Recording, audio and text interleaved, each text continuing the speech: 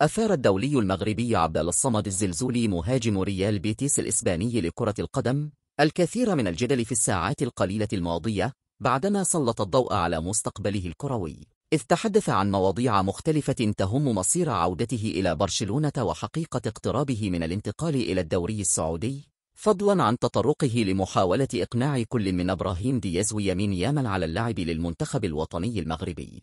واستغل الدولي الزلزولي حواره مع صحيفة الإسبانية للحديث عن وضعه الحالي مع نادي ريال بيتيس، وقال: مرتاح هنا وسعيد بالتجربة، ولست نادما على قدومي إلى النادي الأندلسي.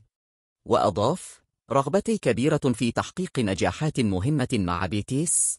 أولا أتطلع للعب دقائق أكثر، أتدرب بشكل مثالي لبلوغ أفضل المستويات، فريقي يستحق مني الكثير، وأرغب في إثبات نفسي بقوة في المباريات.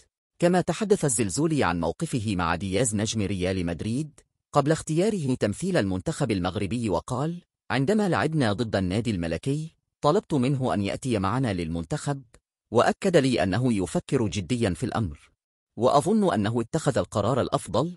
إنه لاعب موهوب وبإمكانه تقديم الإضافة لمنتخبنا المغربي. وبشأن حديثه مع يامال قبل اختياره اللعب لمنتخب إسبانيا، قال المهاجم المغربي: تحدثت إلى يامال بشأن الموضوع، إلا أنه حسم في أمره وينبغي احترام قراره النهائي، وأتمنى له التوفيق.